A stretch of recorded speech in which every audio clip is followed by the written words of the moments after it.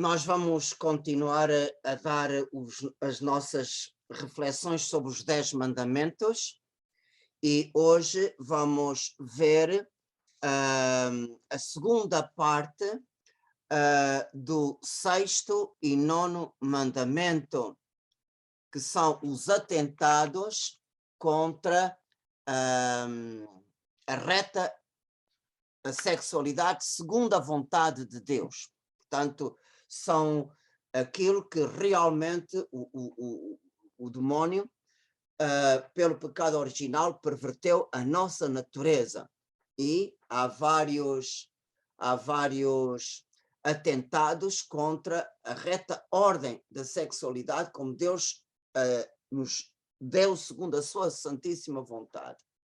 E o primeiro atentado é aquilo que se chama os pecados da bestialidade, que são pessoas que têm relações sexuais com animais. Portanto, isso tanto é contra a dignidade humana, como também contra a dignidade dos próprios animais, que realmente eles não têm inteligência, nem têm vontade para se defender destes atentados. Um outro tema que é muito difícil de tratar pela sua complexidade, que é a homossexualidade, que está descrita no Catecismo da Igreja Católica, nos números 2357 a 2359. Nas folhas deste mandamento, eu copiei estes artigos do Novo Catecismo, não fiz comentário, só fiz a cópia, e vocês podem ler o próprio Catecismo da Igreja Católica, que é realmente o resumo da visão da Igreja sobre este ponto. E, em resumo, o Novo Catecismo toca em diversos pontos. O primeiro ponto é que apresenta os pontos bíblicos que realmente denunciam esta situação.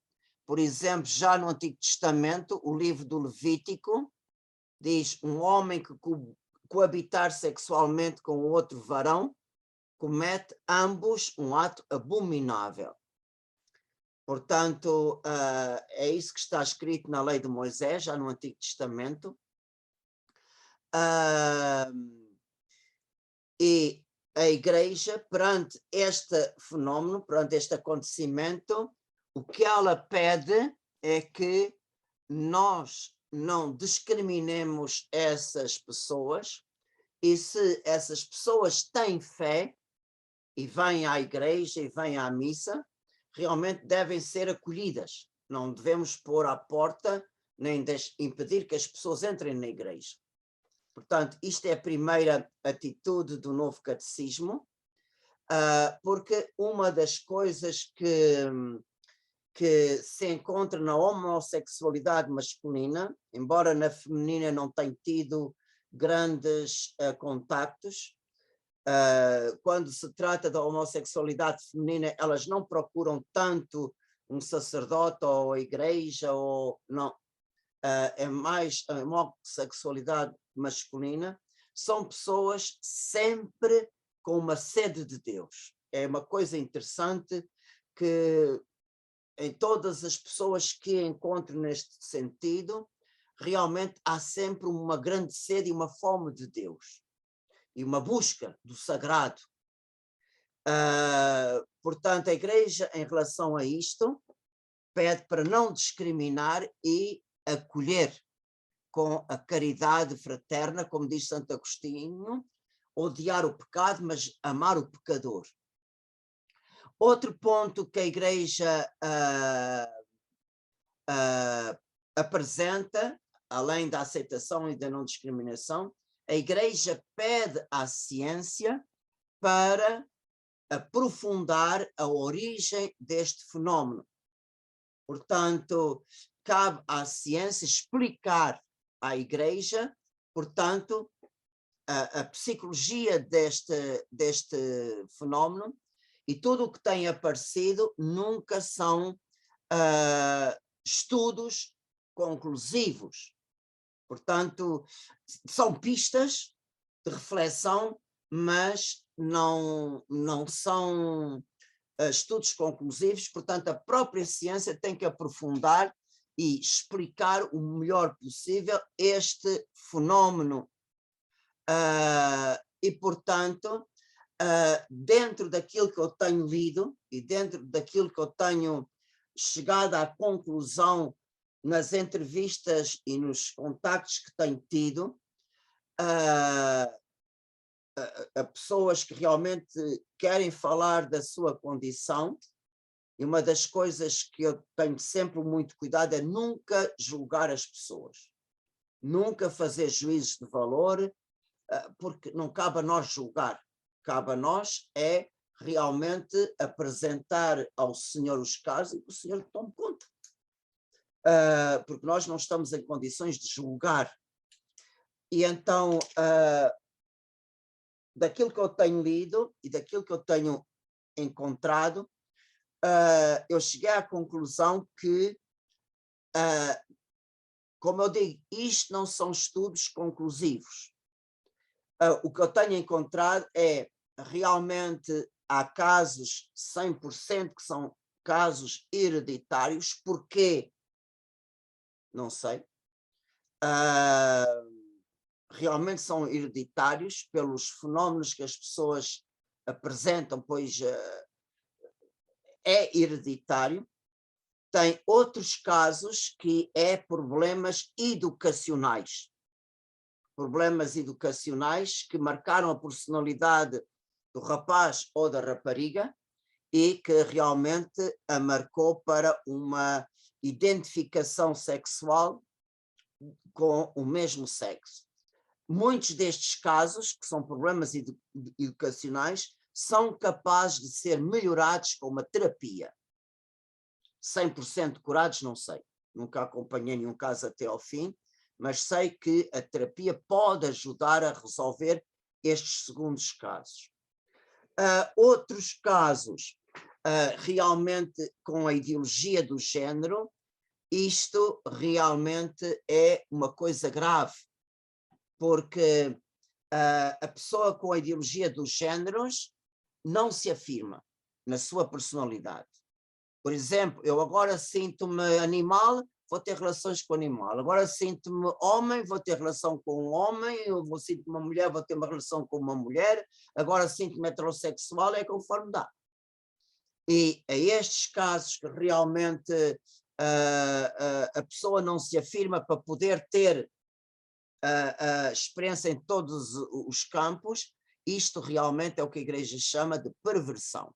E é isso que fala o Novo Catecismo e infelizmente, com a ideologia dos géneros, aumenta estes casos. Até há pessoas que apresentam o slogan: eu sou pansexual, portanto eu sou pau para toda a colher. Portanto, tudo o que vier dá certo. Portanto, isto realmente, não falo que seja uma verdadeira homossexualidade, não é? É mais uma perversão. Porque a pessoa, por causa de sexo livre, realmente a pessoa não se afirma e tudo dá certo para essa pessoa. Portanto, esta parte essencial do ser humano realmente nunca pode afirmar-se e muito menos ser vivido retamente com os nobres sentimentos que o ser humano é capaz de ter. Portanto, o Novo Catecismo realmente fala de perversão. Portanto, eu estou como padre convencido que se refere mais a estes casos, e para pessoas de tendência homossexual com fé, portanto, que têm uma vivência com Deus séria, a Igreja aconselha a viverem em castidade. Claro que falar de castidade a uma pessoa que não tem fé não tem sentido.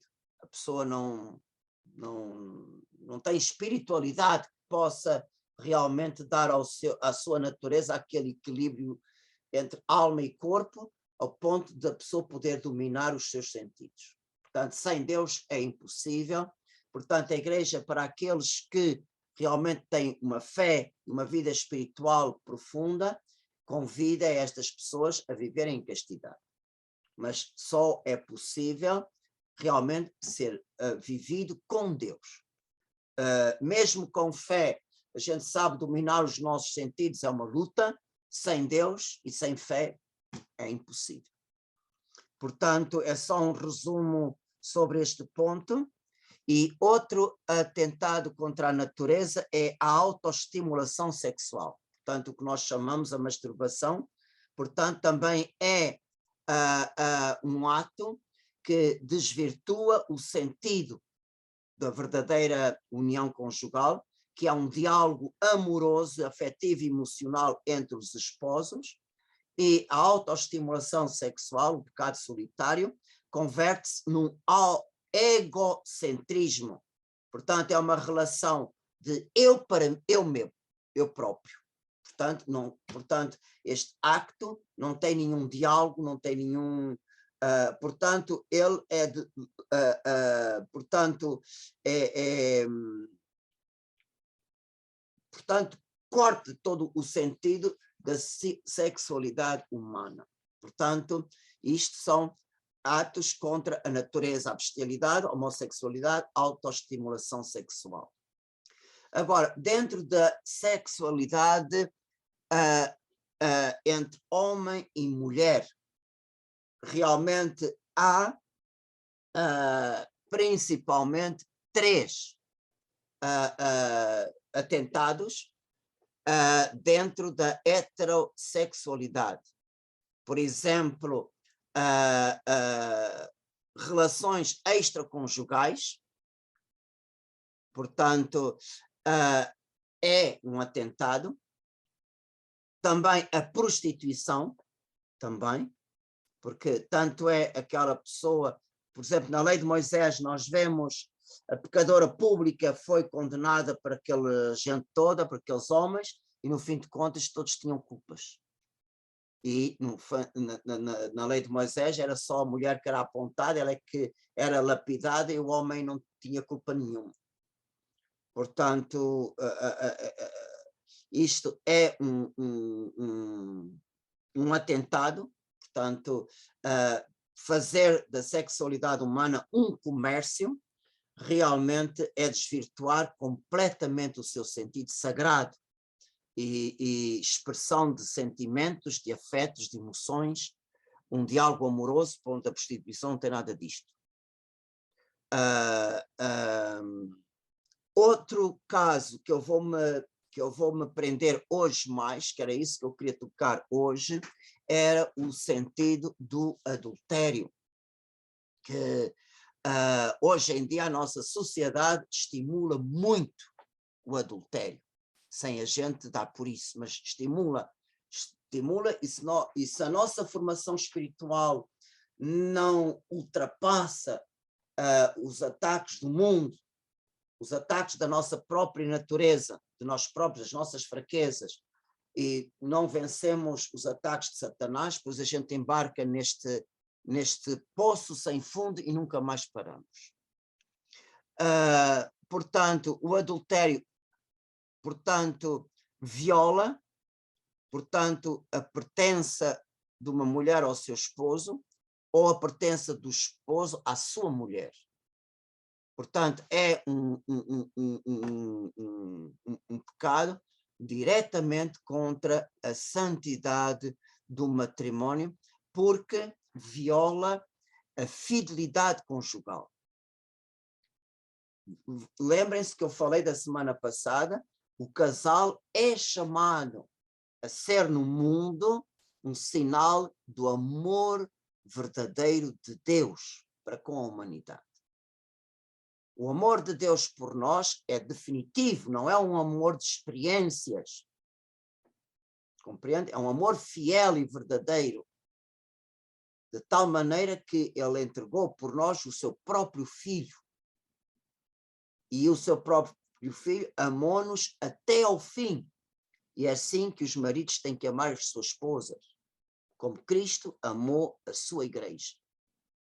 E no dia do casamento, é muito importante termos esta consciência, quando nós, diante de Deus, juramos, prometemos fidelidade, o que é que significa ser fiel?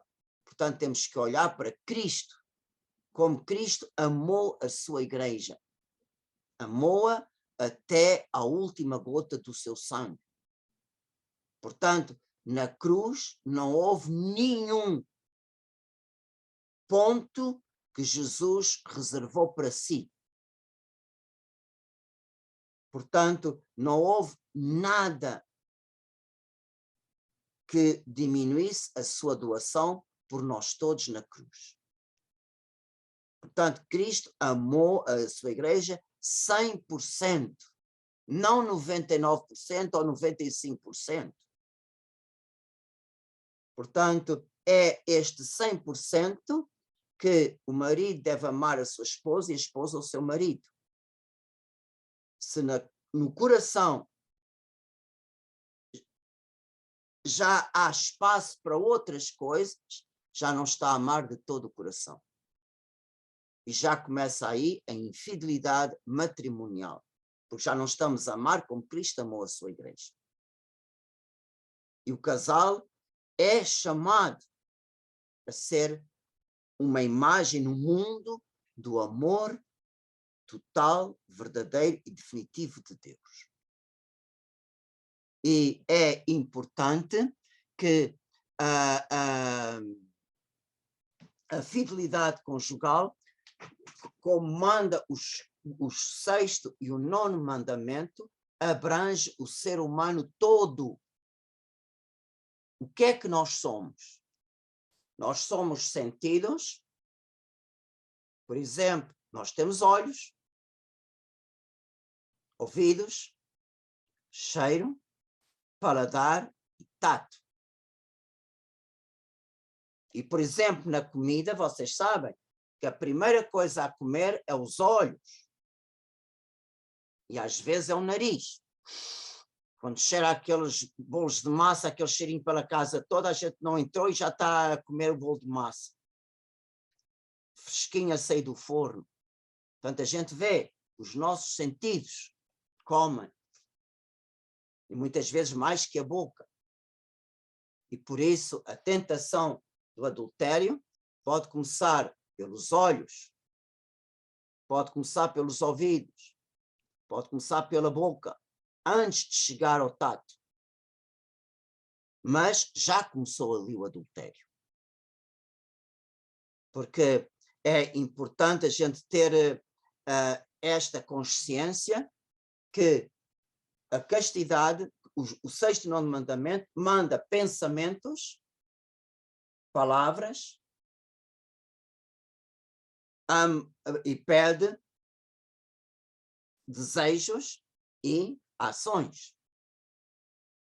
Portanto, abrange toda a realidade do ser humano. Portanto, Nosso Senhor no Evangelho apresenta este caso: quem olhar para uma mulher e a desejar no seu coração, já está a cometer adultério no coração.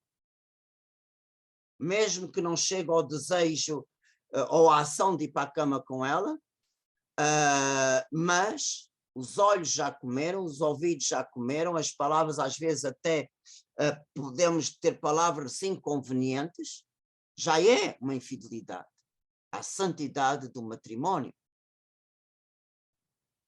E é importante termos a consciência disso, porque é por coisas pequenas que o diabo entra. E se nós não cortamos estes rabinhos, por isso é muito importante a formação do nosso caráter na juventude, na adolescência, porque é aí que desperta todo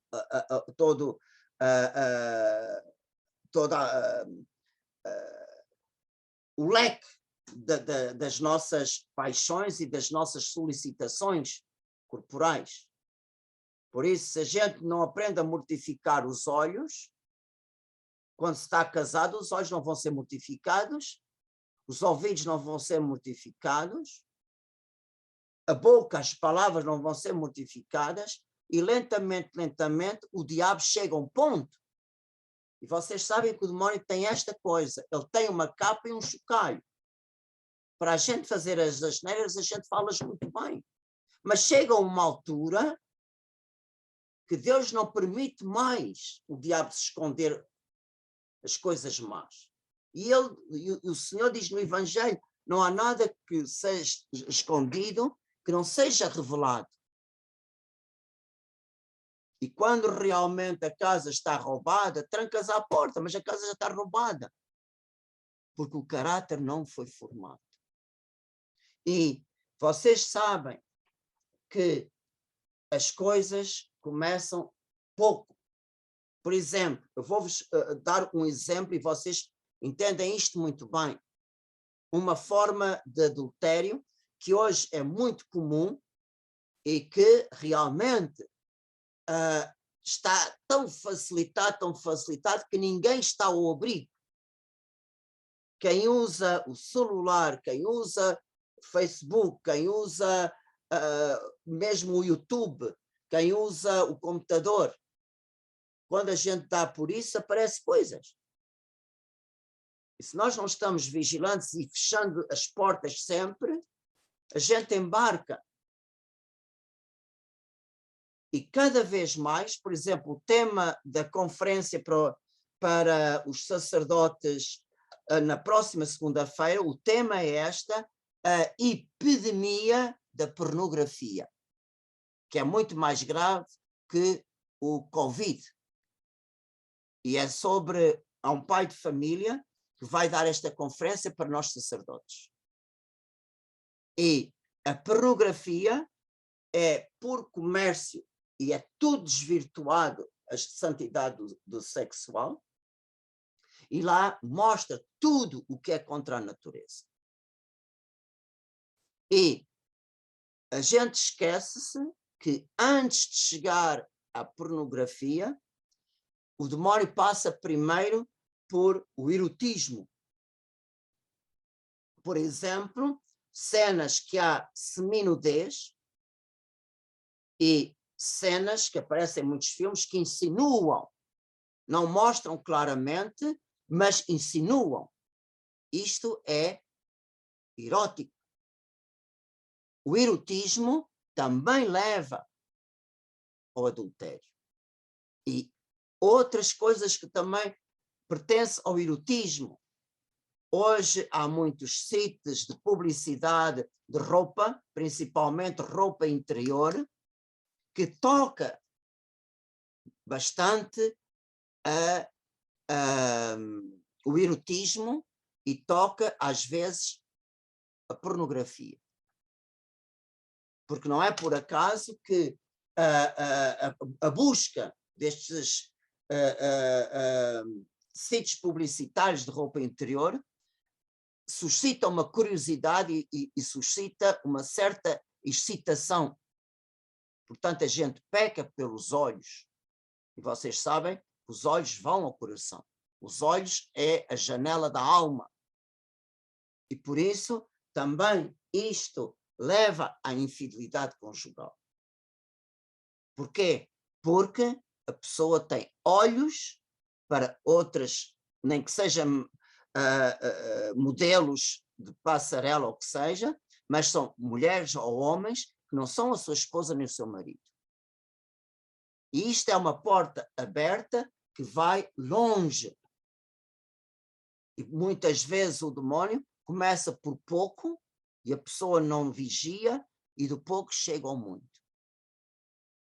Por isso é muito importante que a santidade do matrimónio seja realmente uma coisa que é bastante séria. Porquê? Porque afeta o cônjuge, o marido ou a esposa, na sua alma. Porque vocês, ainda há pouco tempo, tive um casal, eles não eram um casal, eram noivos, Portanto, já eram pessoas de uma certa idade, eram pessoas de 30 e tal anos, que estavam realmente a pensar casar, noivar,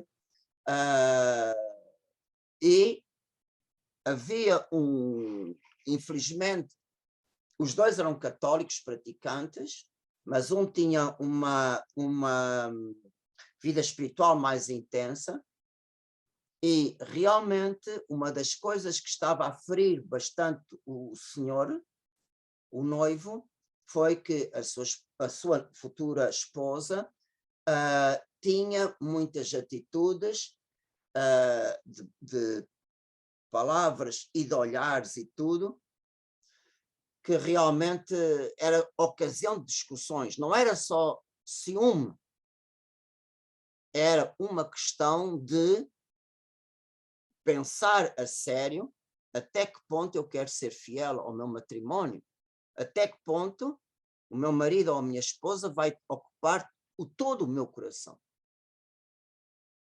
E aquele senhor realmente chegou ao pé de mim, ele tinha feito um retiro de 3 semanas a rezar sobre este assunto, e ele chegou à conclusão, lavado em lágrimas, veio ter comigo lavado em lágrimas, depois explicou-me toda a situação, que ele estava disposto a acabar e não ir para a frente com este casamento. E realmente ele saiu do meu gabinete lavado em lágrimas, sempre chorando, mas realmente ele chegou à conclusão se tem já problemas agora, o que é que será no futuro? Por causa de realmente não haver esta integridade na fidelidade conjugal. Por isso, este vínculo é muito, muito importante. É muito importante para que um casamento dure. E não pensem, eu peço que vocês, eu sei que eu estou a falar com pessoas adultas e já de uma certa idade, mas não pensem o facto de a gente ter muita idade que está livre das ciladas de Satanás.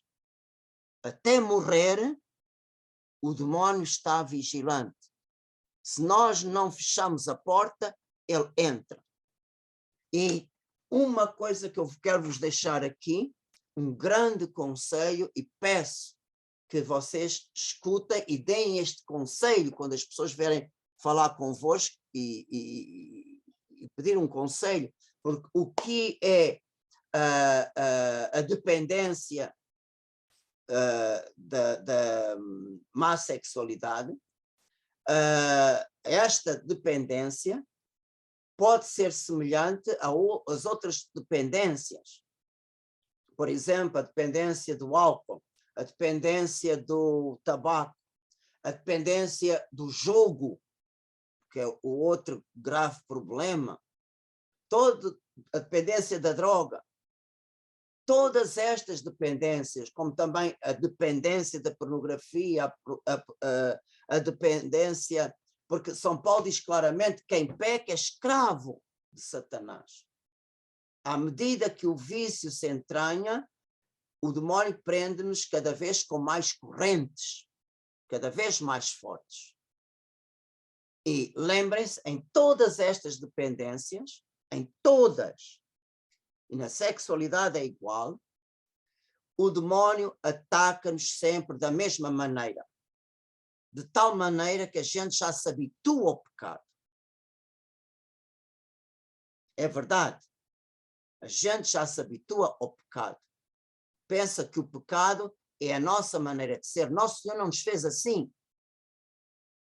Fomos nós que não limamos as nossas arestas e elas cresceram. Mas Nosso Senhor não nos fez assim. E Nosso Senhor não nos dá permissão para pecar. E é muito importante, em todas as dependências, primeiro, vocês vejam como o demónio ataca. Ele normalmente ataca sempre da mesma maneira. Ele experimenta um ataque, vê que a gente tem a porta aberta, vê que a gente não rejeita, ele ataca sempre da mesma maneira e a gente vai cair sempre da mesma maneira. Sempre, sempre, sempre, sempre, sempre. E continuamos, às vezes uma dependência a vida toda. Portanto, a primeira coisa, é muito importante desmascarar a tática diabólica. Seja no jogo, seja na droga, seja no que for. A pessoa tem que ter consciência da sua debilidade e da sua dependência. E muitas vezes as pessoas fogem de reconhecer isto. Outra coisa muito importante para vencer uma dependência só é possível fugindo dela. Há demónios que a gente tem que os enfrentar, como o exorcista enfrenta o Satanás no exorcismo. Mas há outros, os demónios que atacam as dependências, nós só vencendo, fugindo. Fugindo como? Por exemplo, fugindo dos lugares onde tínhamos pecado. Muito importante. Porque esses lugares realmente têm uma atração muito grande. Ou porque facilita a ocasião, ou o que seja. É muito importante fugir dos lugares. Se, por exemplo, eu cometi adultério nos olhares, nas palavras, nos desejos, nisto tudo, eu tenho que fugir destes lugares porque são ocasiões de pecado para mim, de queda. Devido à minha própria fraqueza, mas eu estando exposto nesta situação, eu vou cair. Muitas vezes a gente pensa, eu já estou bom, eu já mudei, eu não vou cair. Senhor, a gente está direito. É isso que o demónio quer nos dar uma confiança e uma segurança que é uma ilusão. Se a gente não evitar os lugares, a gente nunca vence a dependência. Outra coisa, evitar as pessoas. É muito importante. E evitar as situações. Lugares, pessoas e situações. Se a gente não foge disto, pode ter certeza que estamos sempre metidos no mesmo estrume, na mesma porcaria, e nunca saímos dela.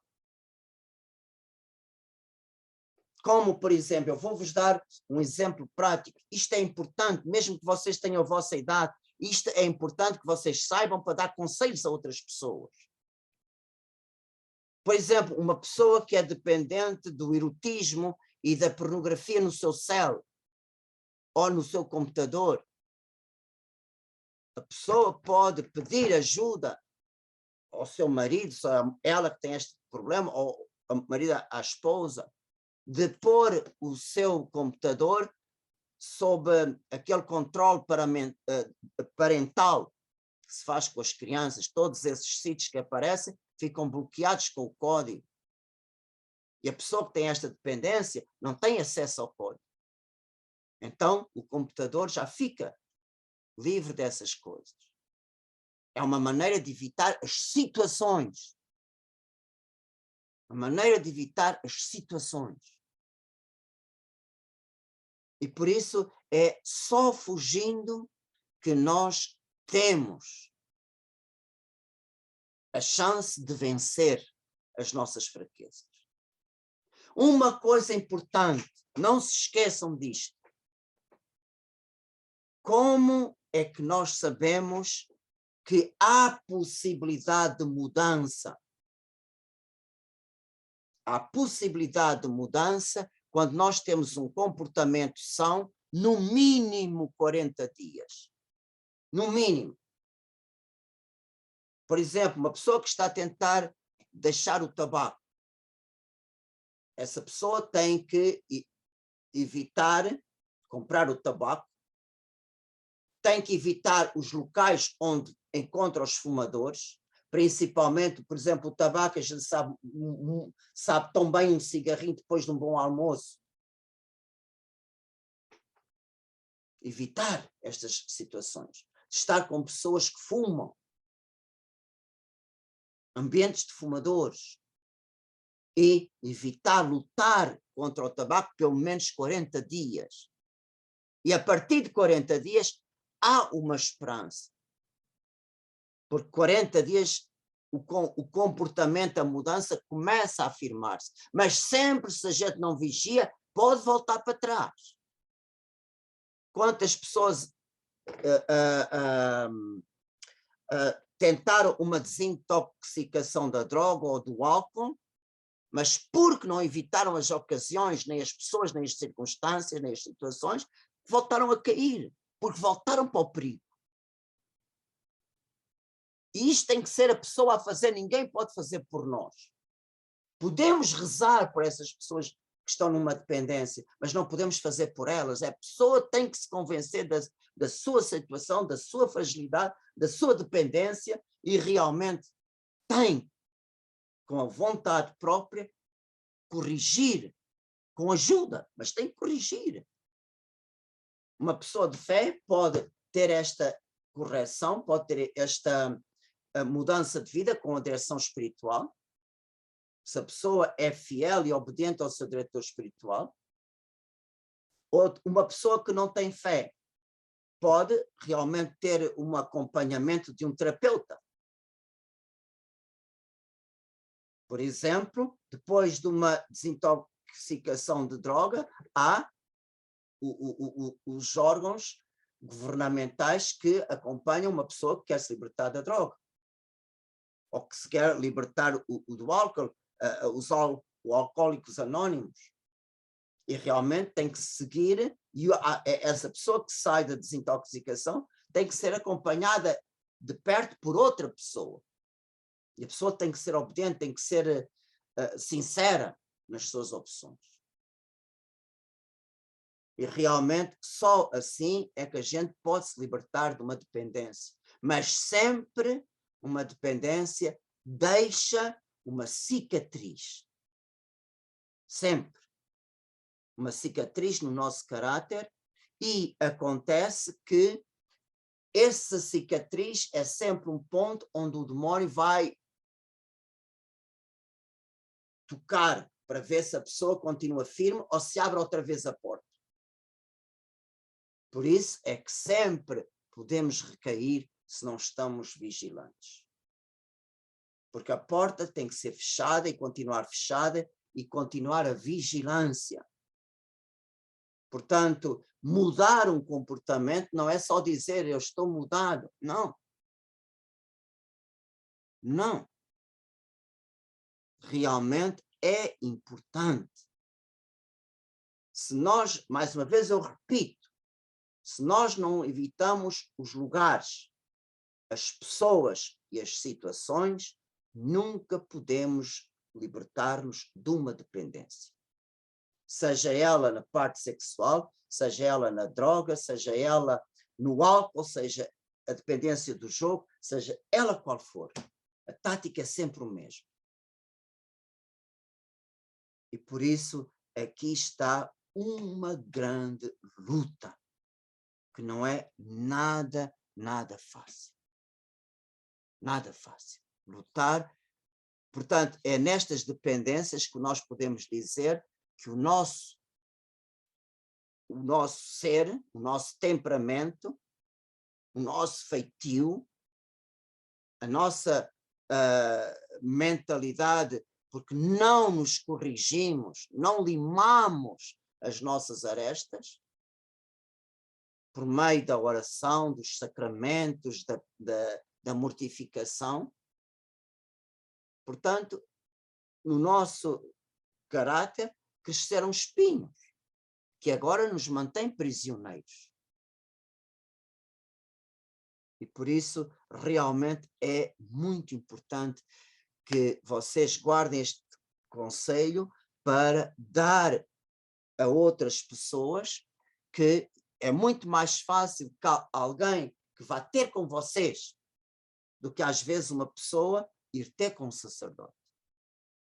Às vezes as pessoas têm preconceitos contra os sacerdotes, às vezes as pessoas não têm confiança depois de falar com o padre, são capazes de consultar outras coisas. Portanto, a coisa importante é que vocês compreendam o esquema das dependências e, ao compreender o esquema, vocês saibam dar o conselho adequado. Porque todas as dependências que não são realmente desmascaradas, se nós estamos nas dependências pondo paninhos quentes, podemos pôr, mas que não estamos a ajudar, nem estamos... só estamos a prolongar a situação, mas pronto. Aí cada um... ninguém pode julgar ninguém nesse aspecto. Portanto, cada um é que sabe, mas pelo menos hoje eu quero vos apresentar o problema e, ao mesmo tempo, a única solução que existe e que ninguém pode fazer no lugar da pessoa que é dependente. Ninguém. Portanto, é a pessoa que tem que fechar a porta e querer limar esta fraqueza e querer ultrapassar. E há uma outra coisa que nas dependências existe, é que a pessoa tende a mentir, tende a encobrir. Porquê? Porque a pessoa pensa que está enganando todos, mas a pessoa só está enganando-se a si própria. Tá? Portanto, é muito importante a pessoa desmascarar o demónio que está atacando e tome consciência da realidade do seu problema de caráter, que realmente existe porque não foi bem formado na sua adolescência, na sua juventude, mas o mais importante é que nunca é tarde. Nunca é tarde. Portanto, para concluir aquilo que falamos, o que é que pede realmente o 6º e o 9º mandamento? Portanto, guardar castidade nas palavras e obras, portanto, significa que a lei de Deus, a vontade de Deus nos diz, cuidado, é como os mandamentos, é como os sinais de trânsito. Se a gente vai numa estrada, a gente vê que há linhas brancas ao bordo da estrada. Se tu vais entre as linhas brancas, estás em segurança. Se tu pisas o risco, tens o perigo de acidente. Portanto, os mandamentos dizem-nos até onde podemos ir em segurança. Portanto, o 6º mandamento nos adverte, atenção ao que fazes, atenção ao que olhas, atenção ao que dizes. Uma coisa que no continente há muito em comum, às vezes uma mulher passa na rua e há homens que dizem elogios, mas são elogios indecentes. Isso é contra a castidade. Elogiar uma mulher, tu tens isto, tens aquilo, senhor, isto não é próprio nem de um homem que se prepara para o casamento, um rapaz solteiro, e muito menos de um casado. É contra o 6º mandamento. E por isso, tudo isto, portanto, ações, olhares, conversas, palavras, opõem-se à fidelidade conjugal. E o 9º mandamento, também todo tipo de desejo, mesmo subentendido, pensamento ou desejo consentido, isso realmente vai contra o 9º mandamento e vai contra a santidade do matrimônio. Claro que vocês podem pensar, Padre Carlos, tu estás a falar de coisas tão difíceis porque não és casado. Eu não sou casado. Mas eu também não sou de pau, também sou um ser humano de carne e osso. E o demónio também ataca os sacerdotes.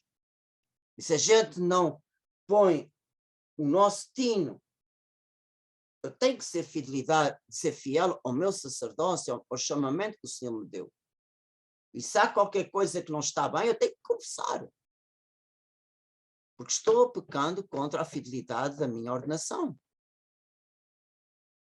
Eu tenho que conservar o meu coração todo para o Senhor, que me escolheu para si. É a mesma coisa. Isto para mim também é válido. Só que, em vez de ter uma mulher de carne e osso, eu tenho a igreja, eu tenho o chamamento que o Senhor me deu, eu tenho o povo de Deus que precisa de mim. E que eu seja fiel. Claro, lembrem-se disto, sozinhos nós não podemos. Por isso, é muito importante a oração.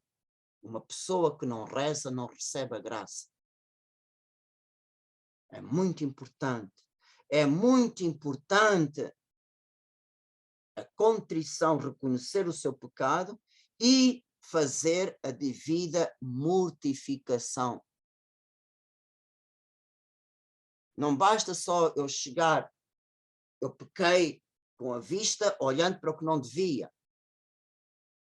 E agora, o que é que tu vais fazer para mortificar os teus olhos? Eu tenho que evitar as ocasiões, se não estou a fazer a mesma porcaria. Tenho que mortificar os meus olhos, tenho que mortificar a minha língua, os meus ouvidos. Vocês sabem que os ouvidos também pecam, porque, por exemplo, se a gente está a ver um filme pornográfico, é muito importante o som. Às vezes são palavras indecentes, outras vezes são sei lá o quê, mas isso também excita. Por isso é muito importante a mortificação dos sentidos. E é muito importante a sinceridade para com o seu diretor espiritual. Não ter medo de buscar ajuda. O diretor espiritual não nos vai julgar, não é essa? O diretor espiritual, a única coisa que faz é mostrar o caminho. Agora a pessoa segue, não segue. A pessoa não vai ofender o diretor espiritual se não faz. Bom, és tu que não caminhas. Portanto, eu vou repetir: oração, contrição, mortificação, sinceridade na direção espiritual e frequência dos sacramentos. Principalmente a Sagrada Comunhão bem feita e a confissão frequente. Se a gente não deita mão aos meios, nunca vamos chegar lá. Nunca vamos conseguir dominar os espinhos do nosso caráter.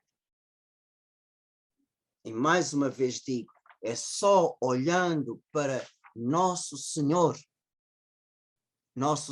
que a fé nos apresenta, é que podemos encontrar sentido nos 10 mandamentos, mas principalmente nestes 2.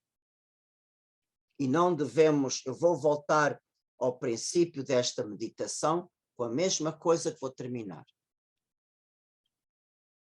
Não se esqueçam que Jesus nos apresenta o Pai do céu como nosso modelo de santidade. Sede perfeitos como o Pai do céu é perfeito. É este o nosso ideal. E acreditem que uma dependência não vale a pena, porque uma dependência é sempre por alguns anos, não vale a pena destruir a nossa vida neste mundo, nem sacrificar a nossa felicidade eterna por causa de uma dependência. Porque tudo passa. Tudo passa. E se a gente perde a nossa alma eternamente, que é que ganhou? Por isso não se esqueçam, sede perfeitos como o vosso Pai do céu é perfeito. Amém.